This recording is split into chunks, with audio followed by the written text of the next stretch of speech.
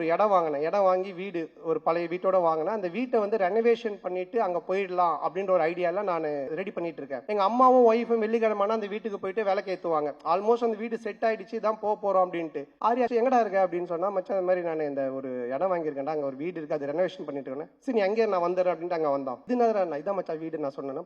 உள்ள எல்லாம் போய் பார்த்துட்டுல மச்சான் இந்த வீட்டை இடிச்சிரு அப்படின்ட்டான். ரெனோவேஷன் பண்றோம், இடிச்சா நிறைய செலவாகும், அதுவும் இல்லாமல் ரொம்ப நாள் ஆகும்ல.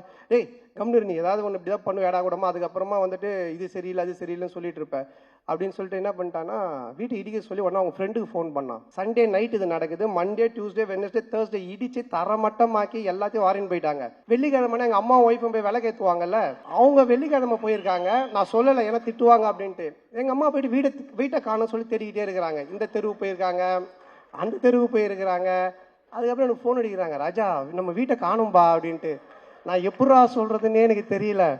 அதுக்கப்புறம் கொஞ்சம் வீட்டுக்கு வரமா நான் சொல்ற மாட்டேன், வீட்டை காணனார். இல்லம்மா நான் வந்து சொல்றேமான்ட்டு. அம்மா இல்லம்மா ஆரியா வந்தா அன்னைக்கு பார்த்துட்டு வீட்டை இடிச்சிரு, புதுசாக காட்டலாம் நல்லா வரும், நான் அவன் சொன்ன கரெக்டா இருக்குமா அப்படின்னு. உடனே எங்க அம்மா ஷாக்கா, ஏண்டா நீங்க 2 பேரும் படத்துல தானடா அப்படி பண்ணுவீங்க, நிஜ வாழ்க்கையில மாடா பண்ணுவீங்க, ஒரு வீட்டை இடிச்சிட்டு கிரவுண்டா வச்சிருக்கீங்க. ஸோ இந்த லெவல் நாங்கள் 2 பேரும் ஃப்ரெண்ட்ஷிப்